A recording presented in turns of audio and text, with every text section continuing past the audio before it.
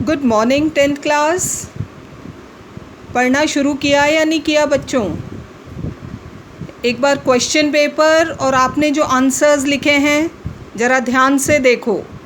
I will post all the answers in the group also, लेकिन आप भी थोड़ा सा देखो कि आपने क्या लिखा है और हमारी बुक में क्या दे रखा है। Again I am telling you children, जो हमारी NCERT बुक में आंसर हैं that you have to write in your board exams. Net के आंसर, गूगल के आंसर नहीं चलेंगे, ठीक है? तो अब थोड़ा अपनी बुक्स को कंसल्ट करना शुरू करो। वहाँ जो मैटर दिया है that only you have to write in your exam. Fine, okay. Coming to our lesson, civics में हम लेसन कर रहे हैं political parties.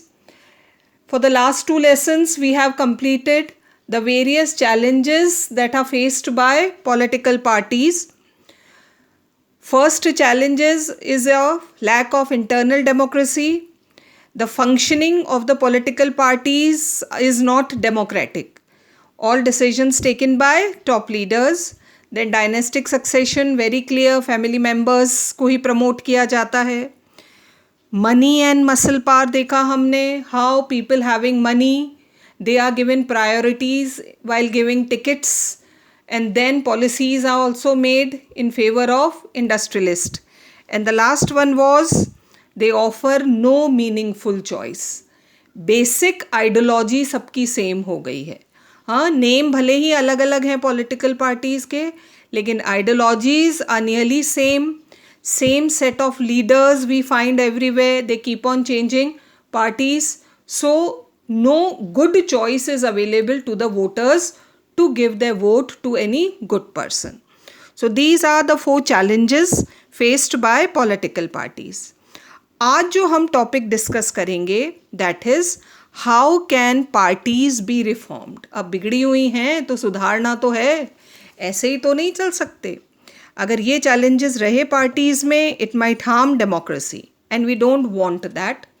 So now we are going to discuss the various ways how political parties can be reformed. Okay, so let's start.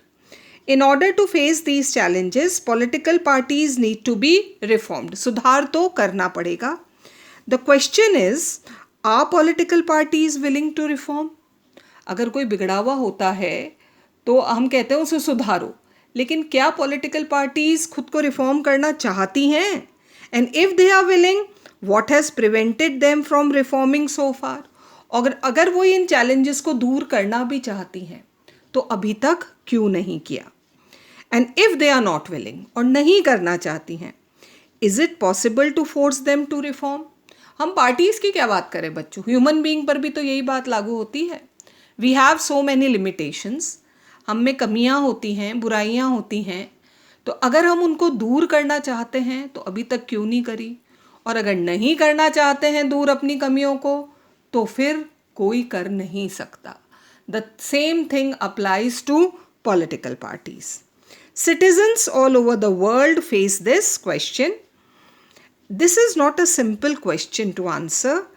In a democracy, the final decision is made by leaders who represent political parties. After all the laws, all the decisions are taken by the leaders of the country. और ये leaders कौन है भाई? वही जो इन political parties में हैं, ठीक है? So people can replace them. ठीक है, हम कहेंगे कोई नेता खराब है, चलो इसे हटाओ, दूसरा लाओ, but only by another set of party leaders. हम एक पार्टी लीडर को हटाकर दूसरा पार्टी लीडर अगर लाते भी हैं तो what is the guarantee that new party leader is going to be a good person? वो तो पहले से भी खराब हो सकता है। हाँ, एक्सपीरियंस तो यही बताता है कि पुरानों को हटाकर जब नयों को लाया गया तो वो पहले वालों से भी खराब निकले। If all of them do not wish to reform, और अगर ये नेता अपने को सुधारना ही नहीं चाहते हैं, how can anyone force them to change? हम किसी को ज़बरदस्ती सुधार नहीं सकते। जैसे बच्चों हम तो कह सकते हैं study 10th class, this is very important class, board exam है, but still some of the students are not listening. वो अपने को सुधारना ही नहीं चाहते हैं, और फिर ये होगा कि रिज़ल्ट बताएगा कि क्या हुआ। अभी तो ठीक है, मत पढ़ो, लेकिन एग्ज़ाम तो आपको देना है। और इस भुलावे में मत रहना बच्चों कि एग्ज़ाम नहीं होंगे। अभी भी एग्ज़ाम हो रहे हैं, तो आपके तो मार्च में होने हैं। तो बोर्ड एग्ज़ाम्स तो होंगे, जैसे होते आए हैं वैसे ही होंगे, और इन्हीं चैप्टर्स में से पेपर आएगा। So if you are not listening, if you are not going through your lessons, आपका नुकसान है, हमें नहीं। So try to reform yourself, ठीक है? Okay, so let us look at some of the recent efforts and suggestions in our country to reform political parties and its leaders. Now listen carefully children. जब हम ये reforms पढ़ेंगे तो हम इनको 3 set में पढ़ेंगे। क्या होंगे ये 3 सेट? सबसे पहले हम पढ़ेंगे the steps that are already been taken to reform political parties.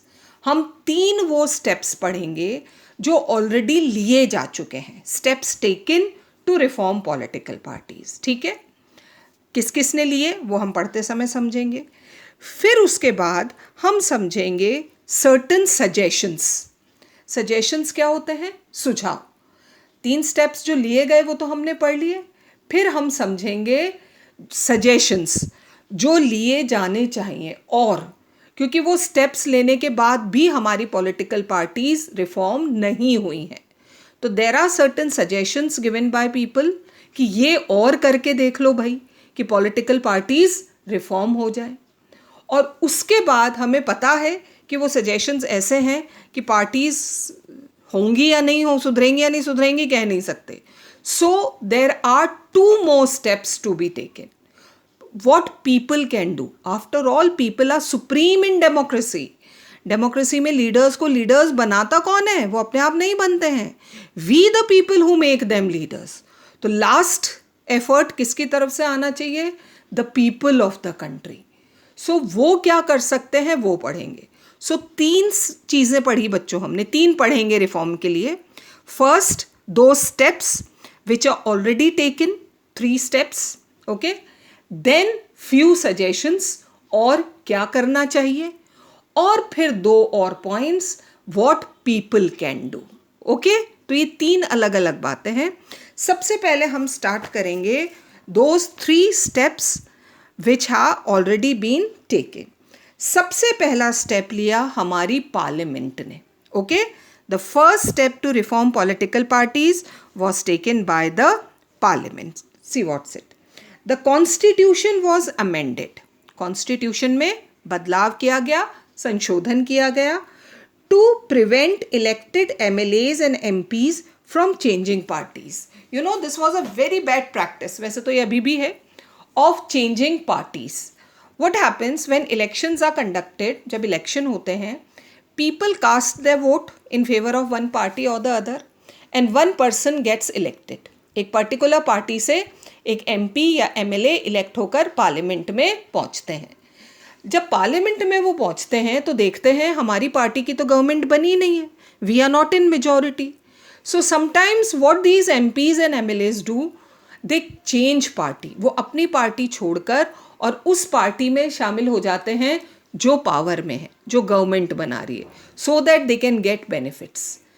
This changing of party is known as defection. क्या कहलाता है बच्चों? ये defection, going from one party to another. और ये बहुत कॉमन प्रैक्टिस थी इंडिया में, ठीक है। तो इस प्रैक्टिस को, तो एक तरह से ये क्या हुआ, you are cheating your voters, जिन्होंने आपको एक पर्टिकुलर पार्टी का कैंडिडेट समझकर वोट दिए हैं, जिताया है, and when you are going in the parliament you are changing the party. So इस प्रैक्टिस को रोकने के लिए कॉन्स्टिट्यूशन में अमेंड किया गया और एक लॉ पास किया गया। The Constitution was amended to prevent elected MLAs and MPs from changing parties. This was done because many elected representatives were indulging in defection. I told you just now. What is the meaning of defection? That changing parties. When MPs or MLAs, after becoming member of legislatures, they change parties. This is known as defection. In order to become ministers और for cash rewards. किसी भी लालच में वो अपनी party change कर लेते।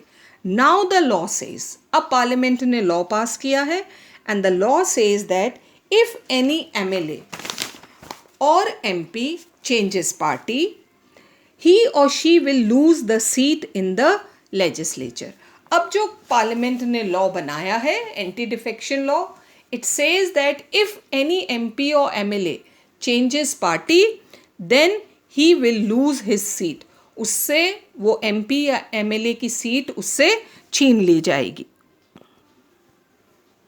आया समझ में व्हाट दिस लॉ सेज, कि वो सीट उनसे छीन ली जाएगी.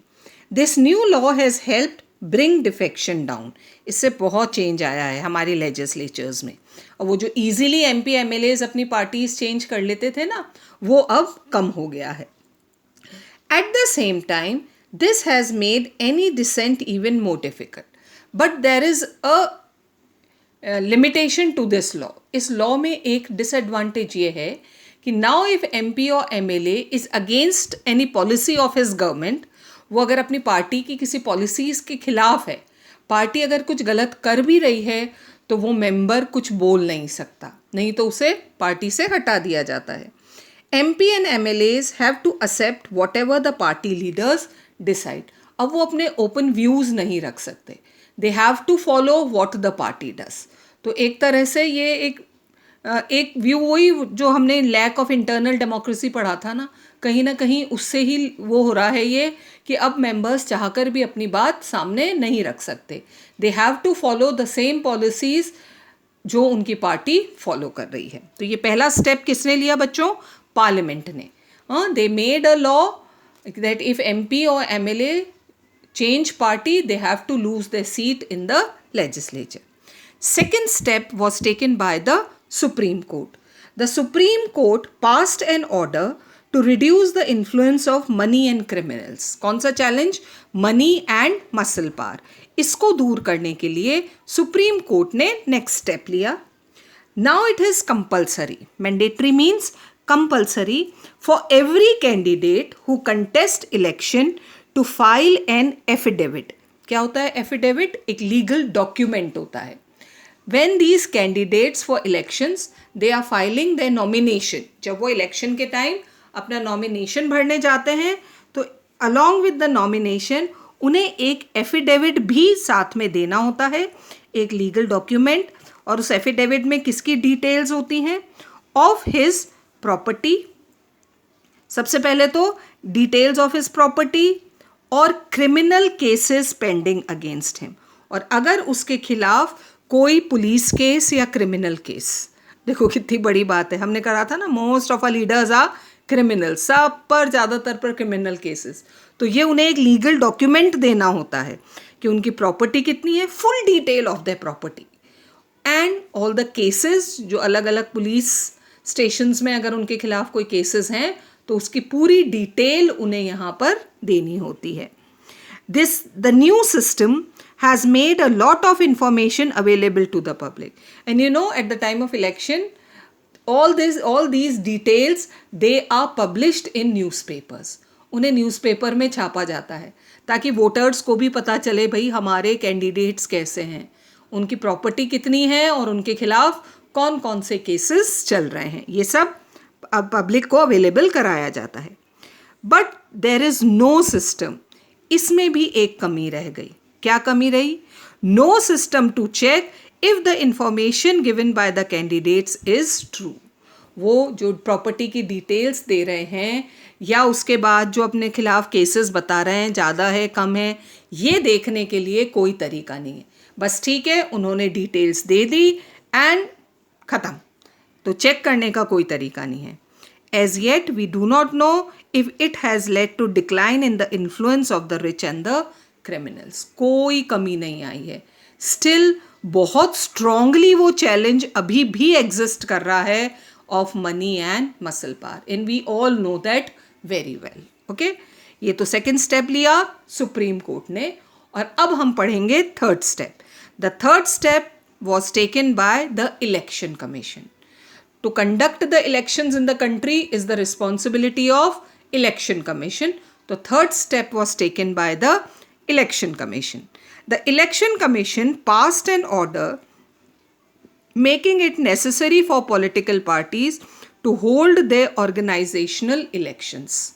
जो उनकी सीट्स होती हैं, पोजीशंस होती हैं with in the party, party president, party secretary and treasurer and general secretary, बहुत सारी पोजीशंस होती हैं पार्टीज़ में, उन सब के लिए इलेक्शंस कंडक्ट करना कंपलसरी कर दिया है इलेक्शन कमीशन ने, एवरी ईयर और 2 years और 3 years, लेकिन ये पार्टी डिसाइड करेगी कि कितने टाइम में, लेकिन ये इलेक्शंस कंडक्ट करना ज़रूरी है to hold organisational elections and file their income tax return. After all these parties are getting lot of money, they spend crores of rupees during elections, तो भाई कहीं से तो आ रहा है ये पैसा, तो they have to file their income tax returns also. The parties have started doing, ठीक है, शुरू कर दिया उन्होंने, ऑर्गेनाइजेशन इलेक्शंस भी करने शुरू कर दिए हैं, बट समटाइम इट्स मियर फॉर्मेलिटी. हम तो जानते हैं ये सब फॉर्मेलिटी होती है, पहले से डिसाइड होता है who will hold which position, और सिर्फ एक दिखावा किया जाता है कि भाई हम इलेक्शन कर रहे हैं, that person only files the nomination paper, जिसे प्रेसिडेंट बनाना है या सेक्रेटरी बनाना है या वाइस प्रेसिडेंट बनाना है, और बस उसी को इलेक्ट मान लिया जाता है. It is not clear if this step has led to greater internal democracy in political parties. तो इससे कोई चेंज नहीं आया है, दिखाने के लिए इलेक्शंस होल्ड किए जाते हैं, and those people only get elected to the positions जिन्हें इलेक्ट होना है. एक कॉमन एक्टिव मेंबर को, कॉमन कार्यकर्ता को उन पोजीशंस पे खड़े होने का कोई हक नहीं है, या कोई उन्हें खड़े भी नहीं होने दिया जाता है. अगर खड़े होते हैं तो उनके खिलाफ बहुत हो हल्ला होता है, एंड सो ऑन, है ना. ये पार्टी मैटर्स हैं, तो वो लैक ऑफ इंटरनल डेमोक्रेसी भी अभी ख़त्म नहीं हुई है. सो 3 steps we have discussed today. The first step is taken by the parliament, वो डिफेक्शन के खिलाफ लॉ लाए. Second step taken by Supreme Court, file an affidavit, and third step taken by the Election Commission. See, कोशिश तो हुई, लेकिन वो कहते हैं ना, अगर एक लॉ बनता है तो तोड़ने के तरीके भी निकल जाते हैं. तो same thing is with political parties. After all ये लॉज बना कौन रहे हैं? The leaders of these parties only, because they are sitting in the parliament. So हुआ है काम, थोड़ा बहुत चेंजेस भी आया है. आई वोंट से कि कुछ बदलाव नहीं हुआ है. येस, ऑफ कोर्स थोड़ा बहुत चेंजेस आया है, पार्टीज रिफॉर्म भी हुई हैं, but still a long way to go. तो ये तो वो स्टेप्स हुए, नहीं सुधरी पार्टीज. तो next we are going to discuss the various suggestions और क्या होना चाहिए to reform these political parties, and that we'll discuss in our next class. Till then, keep reading.